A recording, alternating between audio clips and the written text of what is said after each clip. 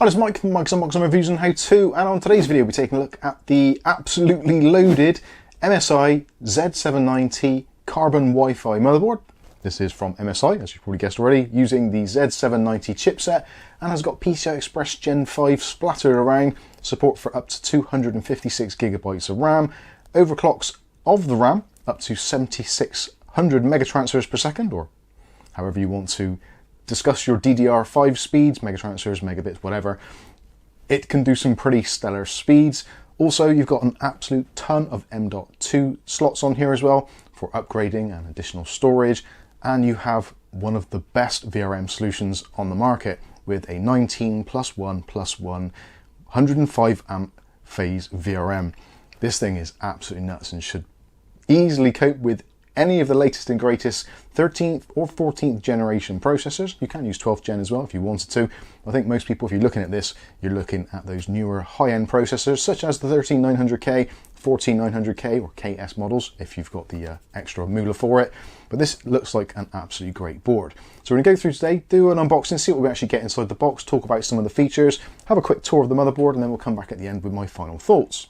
So we'll start off first of all with the packaging, and actually before we do get into that, I would say this motherboard has actually been loaned to us by the legend that is Colin Hilton. We're doing an upgrade build for Colin to celebrate his 80th birthday, so if you like this video and you like Colin Hilton, smash that like button, it will be very much appreciated. But anyway, back onto the box. So looking at the box, pretty much the usual stuff you expect to see from MSI in their color-coded theme for the Carbon WiFi type models. Lightning Gen 5 supported, very little else on here. On the back it goes into some of those key features such as the 19+1+1 power phase VRM solution, the removable M.2 Frozzer shields, Lightning Gen 5 support, Wi-Fi 6E and Bluetooth 5.3, premium thermal designs, a included smart button, Audio Boost 5, and it also has 2.5 gig LAN built in also. Also on the box it goes through the specifications, so I'll give you some close-ups of those so you can check it out for yourselves, and also it gives you an I/O overview so you can see all the USB ports, of which there are many. So let's take a quick look and see what we actually get included in the packaging. Obviously you get the motherboard itself, which we'll take a closer look at. You also get an included Wi-Fi antenna kit with SMA connections and a nice long lead so you can space your antenna out to get the best performance out of your Wi-Fi 6E, which is included. There is an RGB splitter cable to allow you to split your RGB 12 volt into two separate feeds. There's also your European Union regulatory notices, a quick installation guide. You've got some stickers to put on your cables, so if you've got a lot of RGB and a lot of fan cables and SATA cables, you can mark those up and color code them should you wish to. Also, there are some battery covers and other adornments you can put on your PC or your motherboard. There are 4 of MSI's M.2 locker screws should you need to replace anytime should you damage them. There's a 3-pin 5V addressable RGB to SMT or JST type connector. I can never remember which one it is, but there's an additional connector should you wish to use it. You've got a pair of SATA cables, so one with right angle and one with straight connections. And something which actually is really handy, there is a little USB drive included, 16 gig drive.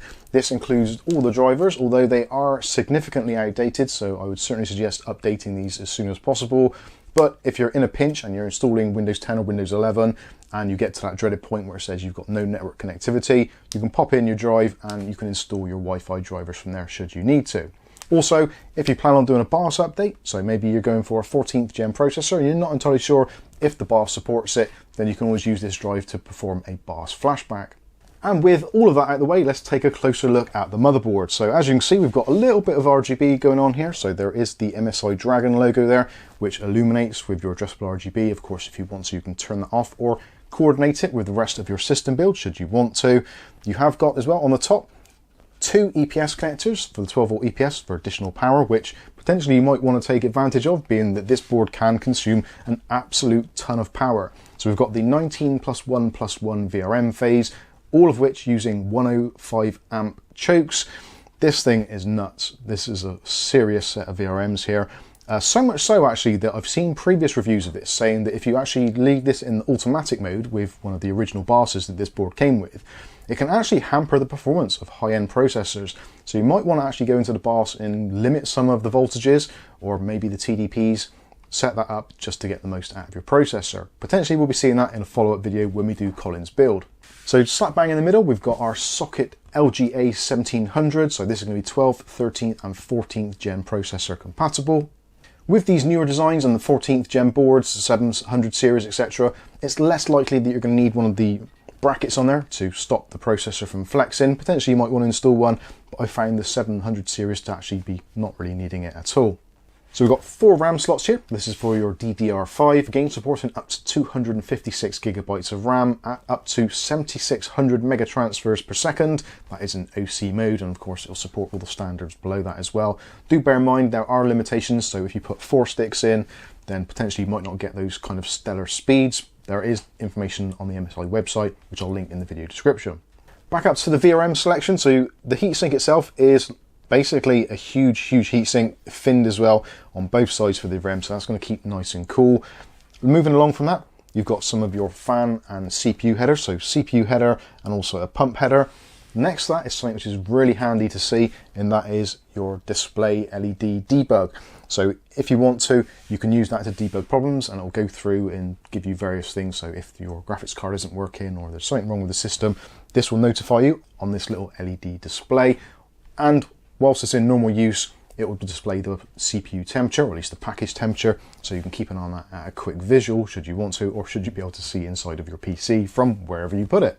Moving down, we've got some fan headers there, PWM headers. As always with MSI motherboards, you can control that really nice and easily from both the boss and also from MSI Center. I really do enjoy using MSI Center for fan control. I think it works particularly well, and we've done videos on that as well, which I'll hopefully try and link those in the video description as well, should you want to check those out. Underneath that, we have another diagnostic D-LED. So this is the traditional kind of 4 LED one. So this is going to be either CPU, RAM, VGA or boot. Those are always quite handy to have. Being that you've got the one above, that might be a little bit more tricky, because with this giving out codes, you're not entirely sure what it is. So you might find that actually just as a quick visual, that to be a little bit more accurate, or at least to help you with initial diagnosis. Underneath that, we've got the first of our addressable RGB ports. So that is a 5V 3-pin one. Underneath that, 24-pin main power for ATX power. Underneath that, we've got our front-mounted USB Type-C connection there. So if you've got a case which has a USB Type-C, you can plug it into this port here. Underneath that, if you've got the Type-A ones, then you can plug it USB 3 Type-A's into there. So that's 2 ports supplied. Moving down under that, we've got 6 SATA ports. So if you are using SATA-based drives, you can plug in up to 6 of those. And none of those affect any of the M.2s. So if you populate M.2s and you're concerned, like with some boards where they've got less PCI Express lanes, don't worry, you can have all 6 drives connected and all your M.2s, and it's absolutely fine. Moving on down to the bottom, so we've got our front panel I/O in this section here. Next to that, you've got your CMOS reset and other pinouts there. There's also actually a handy little switch at the bottom, so you can turn all of the RGB off or on just at a switch, which is quite handy. You've also got Thunderbolt ports there as well, and also TPM ports. Another PWM fan header. Next to that, USB 2.0 rear panel headers or front panel headers, whichever you want to do. Those will supply 2 ports each. Then you've got another 2 PWM headers for fans. Moving along from that, we've got some other system ports and also the J Thunderbolt connection. So if you want to add in additional Thunderbolt card, you can do and plug that into there. Next to that, another addressable RGB header. Next to that, a single 12V RGB header. And then we have our front panel audio connection. Audio on this, pretty decent. We're looking at the Realtek ALC 4080 chipset, 7.1 audio, optical out, all that kind of good stuff, and all the new features, such as the AI noise cancelling, all that kind of good stuff, as you'd expect. So let's take a look now at the PCI Express and the M.2s, which actually is pretty stellar, although there is one slight drawback, which I'm a little bit concerned about, but not entirely, because this is going to affect things going on in the future more so. So we'll go through the M.2 slots first of all. So the top one here, PCI Express Gen 4 x4. This is powered from the processor or CPU. Next one down, PCI Express Gen 5 x4. So that is the fastest slot. That one also is powered from the CPU itself. Underneath that, there are 3 more M.2 drives, all of which supporting PCI Express Gen 4 x4. The problem is with the PCI Express Gen 5 one, if you do use a PCI Express Gen 5 x4 drive in here, it will actually share your PCI Express Gen 5 lanes from your graphics card. So the graphics card slot and the M.2 slot above will share data and share bandwidth. So if whatever happens with graphics cards, obviously we're not at PCI Express Gen 5 graphics cards yet, but when they come out, if you've got a card and it's PCI Express Gen 5 times 16, which I'm guessing they're going to kind of be, then if you put your PCI Express Gen 5 drive in there, you're going to be halving the potential bandwidth going to your graphics card. Now, as we've seen before, PCI Express isn't always saturated anyway, but potentially is something to bear in mind. As it stands at the moment, I've actually put drives into the top slot to avoid using this one, and probably I would avoid using it if you can. So now let's talk about the PCI Express slot. So PCI Express Gen 5 times 16 for your graphics card slot. Unfortunately, it doesn't have one of those nice push button releases. So if you are one of those people that swaps out your graphics card all the time, you might want to be a little bit careful with that because it is surrounded by all of this metal from the heat sinks. So it's a little bit difficult to get to. Underneath that, PCI Express Gen 3 times 1 for the smaller cards. Maybe a LAN port card, 10 gig Ethernet, that sort of thing. And at the bottom, you've got a full size slot, so that's PCI Express Gen 4 times 16 sized, but only wired for PCI Express times 4. That's again going to be fine for things like Ava Media capture cards, Elgato cards, that sort of thing. So let's move around to the back panel and take a look at the I/O, which is actually pretty decent. So you've got some push buttons there. You've got one which is for CMOS reset, so if you dial in some overclocking settings and the system is just like, no, not booting, you can do a quick CMOS reset from that button there. You also got your BIOS flashback button, which some of you will be taking advantage of.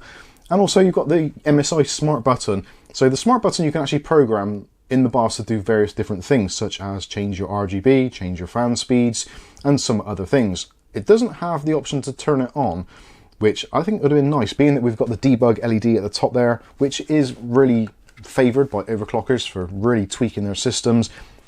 If you want to power it on just from a test bench, unfortunately you have to short out the power switch pins, which would have been nice to have a separate power button on there. Realistically, I don't think it makes a great deal of difference to probably 90% of users, but I think it would have been a nice addition.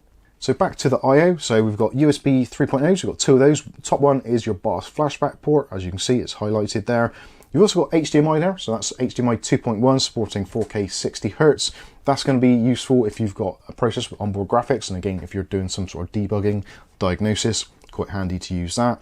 Next up, USB 3.2 Gen 1 ports, so you've got 4 of those there in a strip. You've also got an additional 2 going across there, so 6 in total. Those are all 10 gigabit per second ports. And you've got 2 USB Type-Cs, one of which is USB 3.2 Gen 2, so 10 gigabit per second. And the next one is the 2x2, so that's 20 gigabit per second. Nestled at the top there, we've got our Intel 2.5 gigabit Ethernet, backwards compatible with gigabit, etc. And also, if you actually want to maybe invest in a new 2.5 gig switch to take advantage of these newer ports, we've done a video on it recently with some very cost-effective models, so I'll try and link that in the video description as well. Next up, we've got the 2 SMA ports there for connecting up to your Wi-Fi 6E, of which that is also an Intel chipset as well, and will also support Bluetooth 5.3 should you wish to use it. Next up, you've got your audio output jacks, and also there's an optical speed diff should you wish to use it. So there we go, there is a product tour of this board. I think it's actually pretty decent. I like this a lot. It's got a lot of heat sinks on there. The VRM solution is absolutely stellar, it really is. I'm actually really excited to get a build done in this. Colin's actually purchased a 13900K and also some 64 gigs of RAM Corsair, 4 terabyte drives, etc. So it's going to be a really nice build, which we'll be getting done hopefully in the coming days, just waiting on a case to arrive, and then we can get on and do that. Potentially by the time you see this video, we may have already done it in a live stream or something. So do check out the live streams if you're interested in all this kind of stuff. And also, if you're interested in seeing this sort of content on a daily basis, make sure you hit the subscribe button and the chime notification. That way you'll be notified of future video releases. So overall, great board, like it a lot. Retail price at the moment here in the UK as of the end of February 2024, looking at somewhere around about the £350 mark, which has come down considerably. This originally released at something around $500, around about £470 here in the UK. So it has come down in price already. Will it come down much further? Not entirely sure. I would like to see it come down to around about 300. I think that makes it an absolutely stellar bargain. But with what we've got here, the 5 M.2s, PCI Express Gen 5, the fantastic VRM, which I keep on going on about, I think it's actually a pretty decent value overall at the moment anyway. But let me know what you think about this in the comments section below. I'll be very interested to hear your thoughts. But for now, I've been Mike. This is Mike's Unboxing Reviews and How To, and hopefully we'll catch you in the very next video. Thanks for watching.